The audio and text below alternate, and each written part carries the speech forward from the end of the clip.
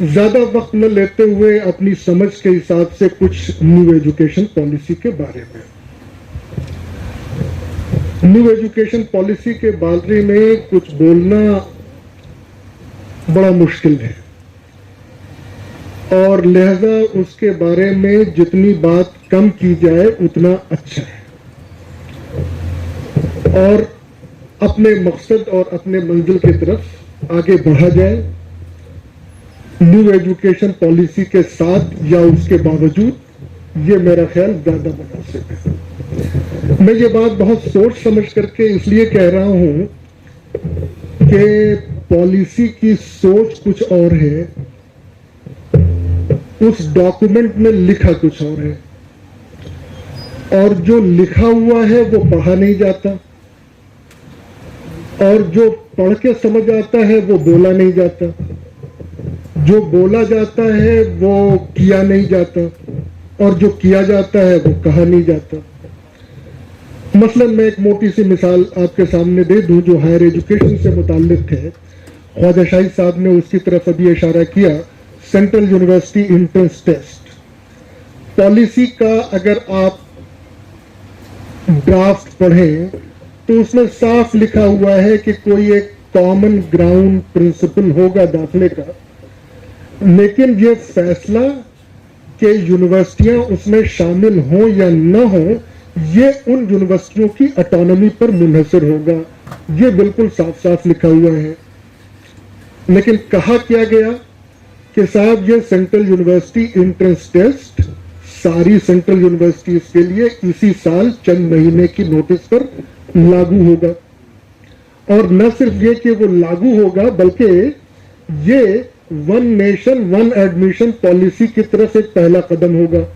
گویا جو higher education concurrent list میں ہے جس میں اسٹیٹ کی بہت بڑی اہم ذمہ داری ہے اس کو درگزر کر کے بھی یہ کہا گیا. تو اس لیے میں کہہ رہا ہوں کہ اس کو چھوڑ دیں. کچھ اور چیزیں اس پالیسی میں مسلمانوں کو تکلیف دیتی ہیں. بھائی تاریخ سے آپ انکار نہیں کر سکتے، انحراف نہیں کر سکتے. یہ ایک حقیقت ہے، تاریخ کا ایک حصہ ہے کہ اس ملک میں تقریباً 1200 سال تک مسلمانوں کی حکومت رہی ہے، مسلمان یہاں رہے ہیں، ایک بڑے طویل عرصے سے رہے ہیں. اور جیسا کہ ہر دور میں ہوتا ہے اس میں بہت سارے بہت اچھے حکمراں بھی آئے، کچھ خراب بھی آئے ہوں گے. ایون 70 سال کی ڈیموکریسی میں بھی یہ ہمارے سامنے ہے کہ بہت سارے بہت اعلیٰ حکمراں بھی آئے اور بہت سارے بہت خراب بھی آئے جو ہم دیکھ رہے ہیں. اس تاریخ سے ہم انحراف نہیں کر سکتے، اس سے ہم انکار نہیں کر سکتے، اور ہم اس تاریخ کے بارے میں شرمندہ بھی نہیں ہیں، نہ ہم اس کے ذمہ دار ہیں. لیکن ان 1200 سالوں میں 1500 سالوں میں تعلیم کے میدان میں، ریسرچ کے میدان میں اور دنیا کی سطح پر ریسرچ اور سائنس کے میدان میں جو مسلمانوں کا کنٹریبیوشن ہے، تو ہم یہ توقع ضرور کرتے ہیں کہ بھئی اس کا کچھ نہ کچھ تذکرہ کسی بھی پالیسی ڈاکومنٹ میں ہوگا جو آج سے پہلے کی تمام پالیسی ڈاکومنٹس میں ہوتا رہا ہے. لیکن اس پالیسی میں وہ تمام حصہ غائب ہے. ویدک پیریڈ کے بعد سے موجودہ دور کے بیچ کی تمام چیزیں غائب ہیں. آج ہم تعلیم کو اور جدید تعلیم کو جس طور پر جانتے ہیں اس کی ابتدا جو ہے وہ انگریزوں کے زمانے سے ہوئی، کالونیل ٹائم میں ہوئی. آج جو یونیورسٹیاں ہمارے سامنے ہیں وہ نالندہ اور تکشلا والے ماڈل کی نہیں ہے، بلکہ یہ وہ ماڈل ہے جو کلکتہ، بنگال اور مدراس کا ماڈل تھا. لیکن اس کے بارے میں کوئی تذکرہ پالیسی میں نہیں ہے. تو کہیں نہ کہیں یہ ہم کو رنج پہنچاتا ہے کہ بھئی یہ اتنے سالوں کی تاریخ کے بارے میں کوئی تذکرہ نہیں ہے. چلیے اس کو درگزر کرتے ہیں. مسلمان اس ملک میں سب سے بڑی اقلیت ہے، 18 کروڑ ہیں یا 20 کروڑ ہیں. کچھ لوگوں کا کہنا ہے ایک پروگرام میں کہ نہیں صاحب آپ یہ نہ کہیے کہ مسلمان اس ملک میں اقلیت ہے، بلکہ یہ کہیے کہ مسلمان دوسری سب سے بڑی اکثریت ہے اس ملک میں. ہم نے مانا، لیکن لفظ مسلم ایک بار بھی اس پالیسی میں نہیں آیا، تو تھوڑا سا رنج پہنچتا ہے. نہ صرف یہ کہ مسلم بلکہ مائنورٹیز بھی اس 67 پیج کے ڈاکومنٹ میں صرف 2 بار آیا ہے. ایک بار یہ کہنے کے لیے کہ مسلمان تعلیمی اعتبار سے پسماندہ ہیں، اور دوسری بار یہ کہنے کے لیے کہ جو ایک نیا گروپ، ایک نیا کنسپچولائزیشن اس پالیسی میں دیا گیا ہے، socially economically deprived group SEDG، جس میں schedule caste, schedule tribe, OBC، physically challenged, visually challenged, economically deprived women. میں نے کچھ رف کیلکولیشن کیے تھے تو تقریباً ہندوستان کی آبادی کا 75% حصہ اس SEDG میں کیلکولیٹ ہو جاتا ہے. تو یہ کہنے کے لیے کہ مسلمان مائنورٹیز بھی اس SEDG میں شامل ہوں گے تو تھوڑی سی تکلیف ہوتی ہے. لیکن جیسا کہ ابھی اعظم صاحب فرما رہے تھے اور خواجہ شاہد صاحب نے فرمایا کہ اب اگر ان چیزوں کو لے کر کے اور ہم پریشان رہیں اور یہ سوچتے رہیں کہ صاحب یہ مسلمانوں پہ کیا دن آ گئے ہیں اور اب ہم کیا کریں اور ہمارا کوئی مستقبل نہیں ہے، تو میرا خیال اس کی ضرورت نہیں ہے. بہت ساری چیزیں ایسی ہیں جو کہ نہ ہونے کے باوجود، پالیسی میں لکھی نہ ہونے کے باوجود، ہم لوگ اپنے اعتبار سے اور اپنے لیول پر اس میں کر سکتے ہیں. مثلا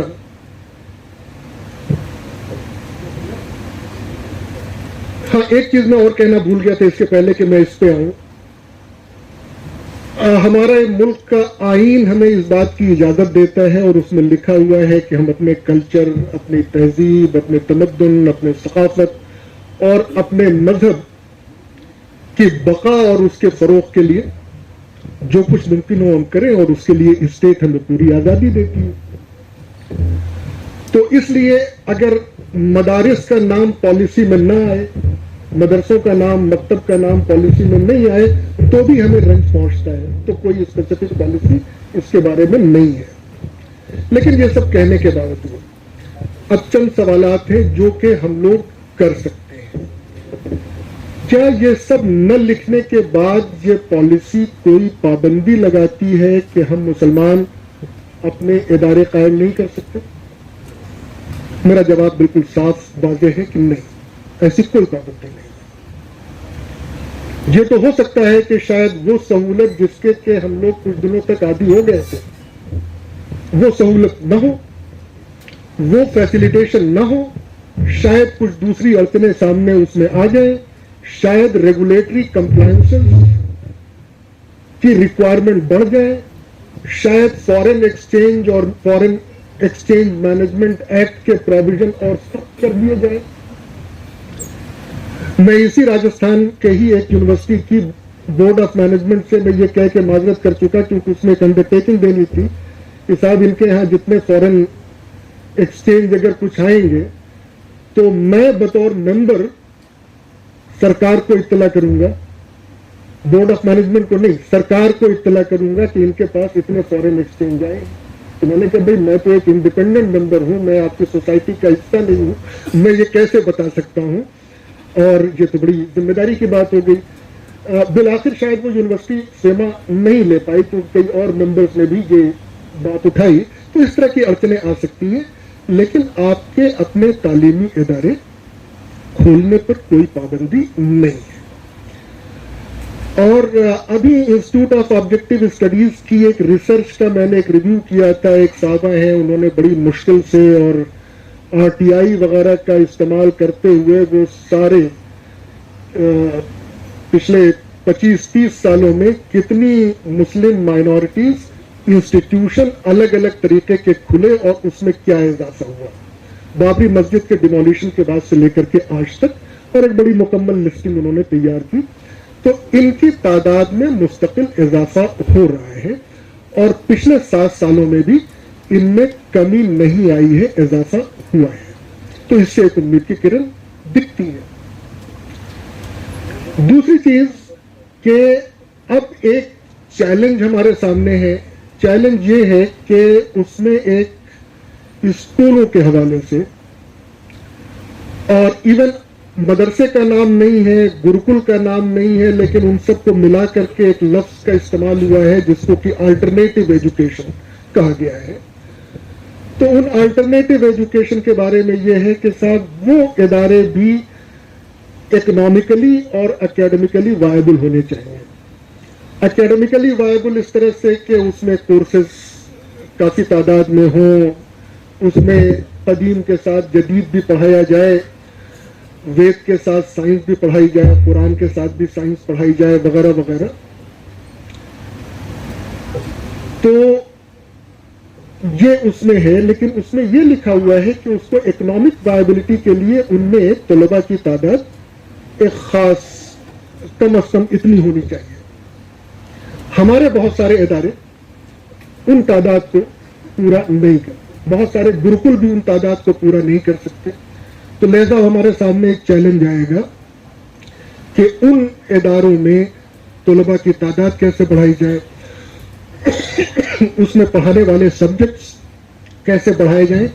ورنہ ایک خطرہ درپیش ہے, کیونکہ پالیسی میں یہ لکھا ہوا ہے کہ اگر ایسا نہیں ہو پایا تو کئی اداروں کو ایک دوسرے کے ساتھ مرج کر دیا جائے گا یا کلسٹر بنا دیا جائے گا, یا ان کو بالآخر آخری سبق کے طور پر بند کر دیا جائے گا. تو اب ہمیں یہ وقت ہے کہ اس کے پہلے کہ یہ مسئلہ آئے, اور ابھی خبر یہ ہے کہ شاید 6 مہینے کے اندر اندر اسکول ایجوکیشن کا امپلیمنٹیشن شروع ہو جائے گا. تو یہ وقت آئے گا جبکہ ہمارے سامنے یہ چیلنجز ہوں گے. میں یہ امید کرتا ہوں کہ اس کو لوگ اسی طریقے سے پڑھیں گے اور عمل کریں گے جیسے پالیسی میں لکھا ہوا ہے, اس میں کوئی کہنے اور کرنے میں فرق نہیں ہوگا. تو اب ابھی سے یہ تیاری کر لیں.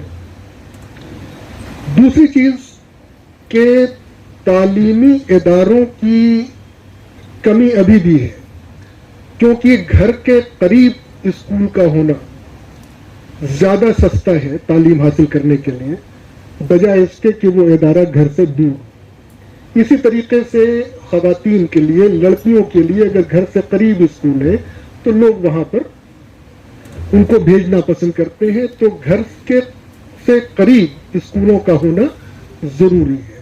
اس اعتبار سے اگر ہم دیکھیں تو دنیا کے مطلب اپنے ملک کے الگ الگ حصوں میں وہ جو ڈسٹریبیوشن ہے وہ نارمل نہیں ہے.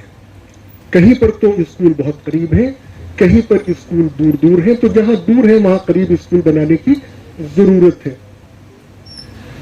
لیکن ساتھ میں اس کا بھی خیال کرنا پڑے گا کہ ہمارے ملک کی ڈیموگرافک چینج ہو رہی ہے, آبادی کی نوعیت بدل رہی ہے, اور اب خبریں یہ آ رہی ہیں کہ 2025 کے بعد اسکول جانے والے طلباء کی تعداد کم ہوتی جائے گی.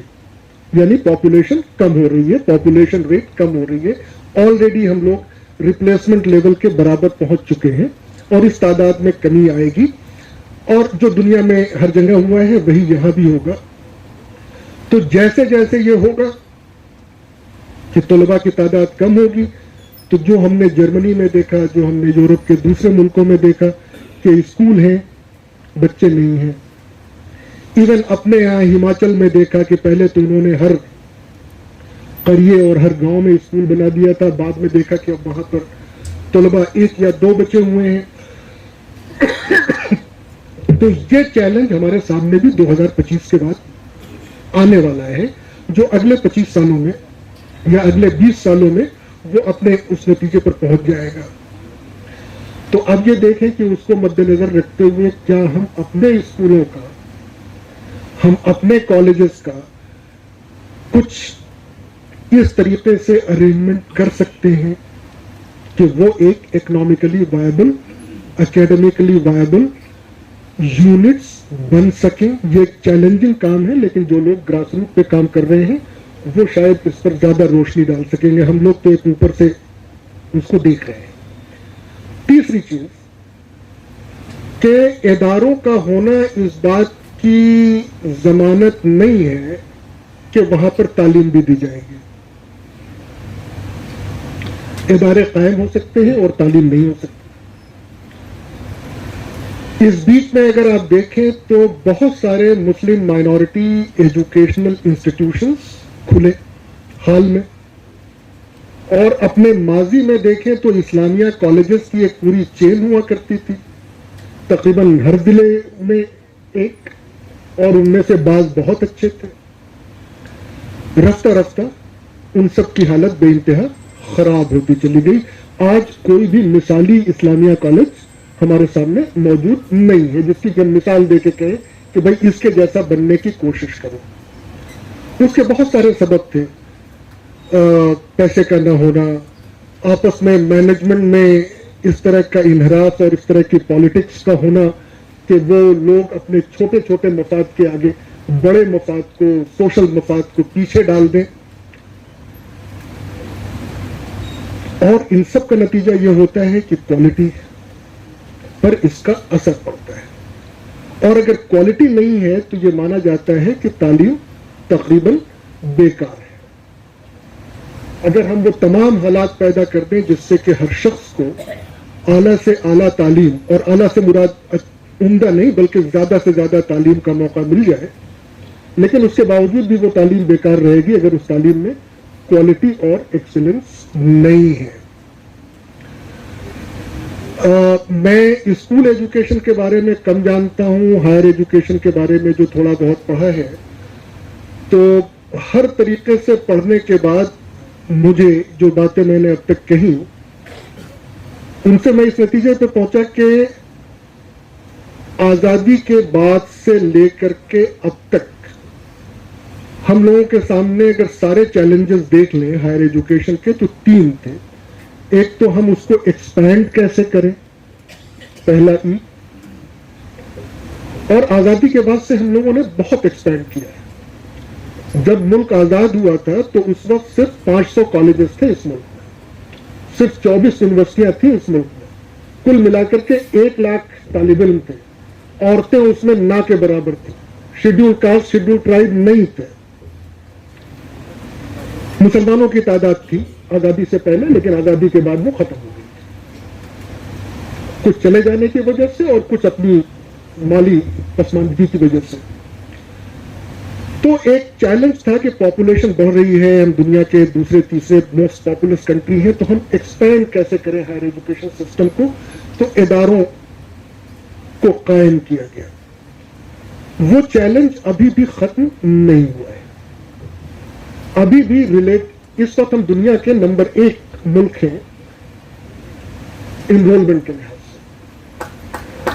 یعنی اس وقت تقریباً ہائر ایجوکیشن میں 4.25 کروڑ سے زیادہ بچے پڑھ رہے ہیں، اور تقریباً 52-53 ہزار ادارے ہمارے یونیورسٹیز کالج ملا کر کے اپنے ملک میں ہیں. دنیا کے کسی دوسرے ملک میں یہ نہیں ہے. لیکن صرف 18 سے 23 سال کی عمر کی جو پاپولیشن ہے اس کے صرف 27% لوگ ہائر ایجوکیشن میں ہیں، جبکہ گلوبلی یہ مانا گیا ہے کہ یہ تعداد تقریباً 52-54% ہونی چاہیے. اس پالیسی میں بھی کہا گیا ہے کہ صاحب اس گراس انرولمنٹ ریشو کو بڑھا کر کے 50% کرنا ہے. تو ایکسپینشن کا چیلنج تھا، وہ چیلنج آج بھی ہے، اور اس چیلنج کی طرف اشارہ ہے. اس میں ایک ہم لوگوں کے لیے موقع بھی ہے کہ ہم لوگ شامل ہو سکتے ہیں. دوسرا چیلنج تھا ایکوٹی کا اور انکلوژن کا، کہ اگر تعلیم جو ہے صرف ان لوگوں تک محدود ہو جائے جو شاید اس اسٹیج پہ بیٹھے ہوئے ہیں، یا نواب صاحب تک محدود ہو جائے ان کے بچوں تک، تو اس سے مقصد حل نہیں ہوگا. اس وقت آپ دیکھیں کہ یہ جو لوگ اسٹیج پہ بیٹھے ہوئے ہیں، اور اس ہال میں بھی کم از کم فرنٹ رو میں جو 2-3 رو میں جو لوگ بیٹھے ہوئے ہیں، آپ کے بچوں کے لیے اعلیٰ تعلیم ایک مسئلہ نہیں ہے، کیونکہ آپ کے بچے تعلیم حاصل کر رہے ہیں، یہاں حاصل کر رہے ہیں، وہاں حاصل کر رہے ہیں، ہندوستان میں حاصل کر رہے ہیں، ملک کے باہر حاصل کر رہے ہیں. آپ کا گراس انرولمنٹ ریشو 100% سے زیادہ ہے، آپ کے بچوں کے لیے 1 سے زیادہ مواقع حاصل ہے. اس کے باوجود اگر ملک کی حالت یہ ہے کہ 27% گراس انرولمنٹ آ رہا ہے، تو سوال یہ ہے کہ وہ کون لوگ ہیں جو اعلیٰ تعلیم سے ابھی بھی الگ ہیں، اس میں نہیں جڑ پا رہے ہیں. تو یہ وہ غریب، یہ وہ طبقہ ہے جو کہ سوشلی ڈپرائیوڈ، اکنامکلی ڈپرائیوڈ، جس میں مسلمان کی تعداد بہت زیادہ ہے. تو انکلوژن ایک چیلنج تھا، انکلوژن آج بھی ایک چیلنج ہے. اور اس انکلوژن کے لیے ہم کام کریں گے. یہ پالیسی بھی کہتی ہے, تو وہ بھی ہمارے سامنے ایک موقع ہے. لیکن اسی کے ساتھ میں وہ بات جوڑتا ہوں کہ جو نئے زمانے میں بہت سارے مائنورٹی ایجوکیشنل انسٹیٹیوشن کھلے ہوئے ہیں, ان میں سے بہتوں کی تعداد ایسی ہے کہ وہ ہیں تو مائنورٹی انسٹیٹیوشن, لیکن چونکہ وہ سیلف فائنانس ہیں, اس لیے ان کی فیس اتنی زیادہ ہے کہ ایک عام مسلمان کی دسترس اور پہنچ سے باہر ہے. تو اس لیے ان اداروں میں بھی آپ کو مسلمانوں کی تعداد اتنی نہیں ملے گی جتنی کہ آپ کو توقع تھی. اب یہ ہمارے اوپر ہے کہ بھئی ہم ان مسلمانوں میں وہ افورڈیبلٹی کیسے پیدا کریں, اس کے لیے کیا طریقہ ہو, یہ ایک سوچنے کی بات ہے. تو صرف ادارہ بنا دینے سے وہ نہیں آئے گا. تو ایکوٹی کا چیلنج تھا, اور دوسرا چیلنج تھا ایکسلنس اور کوالٹی کا جو میں نے بتایا. اور ان سب کا حل جو مجھے اپنی انالیسس سے ملا وہ اسکول پر بھی لاگو ہوتا ہے اور کالجز اور ہائر ایجوکیشن پر بھی لاگو ہوتا ہے کہ اچھے اداروں کے لیے فیکلٹی یا ٹیچرز تو چاہیے. اس کے بغیر کوئی ادارہ اچھا نہیں بن سکتا. یہ بات ہمیں مان کے چلنی پڑے گی کہ اگر ایک شخص کو ہم ہمدردی کے بنا پر ٹیچر کے طور پہ نوکری دے دیتے ہیں تو ہم ایک شخص, ایک فرد, ایک خاندان کا بھلا کر رہے ہیں. لیکن وہ شخص 27 سال تک 30 سال تک اس ادارے کو برباد کرتا رہے گا اور اس میں سے نکلنے والے 10-20 ہزار بچوں کے مستقبل کو برباد کرتا رہے گا. میرا خیال یہ گناہ کبیرہ کی کیٹیگری میں آنا چاہیے. اور میرا خیال ایک عزم تو ہم کو یہ ہونا چاہیے کہ اگر ہم اس پوزیشن پہ ہیں کہ ہم کو ٹیچرز اپوائنٹ کرنے ہیں تو appoint the best possible that is available. Unfortunately اس چیز کو ہم لوگوں نے اپنے ملک میں بہت نظر انداز کیا ہے, پبلک انسٹیٹیوشن میں بھی اور پرائیویٹ انسٹیٹیوشن میں. تو ضرورت ہے ہمیں فیکلٹی کی. دوسری چیز جو دوسرا اس کا حل ہے وہ ایک دوسرے ایف سے شروع ہوتا ہے اور وہ ہے فنڈ.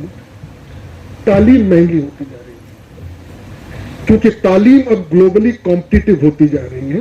اب کمپیریزن کا جو پوائنٹ ہے وہ گلوبل ہے, دنیا کے لحاظ سے ہے, اور اس لیے اس کے لیے جو وسائل چاہیے, جو لیب چاہیے, جو لیبوریٹریز چاہیے, وہ پیسہ چاہتے ہیں. تو فنڈ کی ضرورت ہے.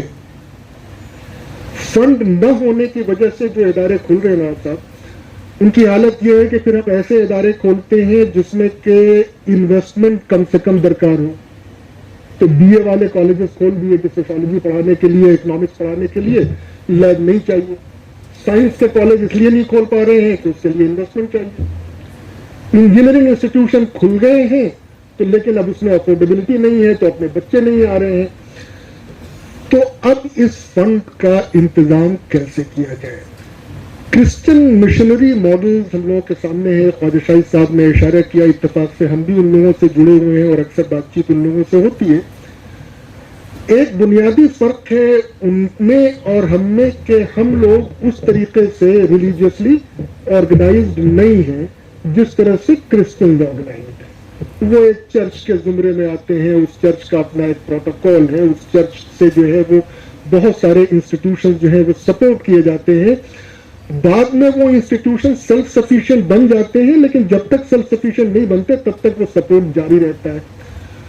ہمارے ہاں ابھی تک انفرادی طور پہ کچھ لوگ اپنے لیول پر کوشش کر کے اس طرح کا کچھ کام کر رہے ہیں, لیکن آرگنائزڈ وے میں ایسی کوئی حاصل نہیں ہے.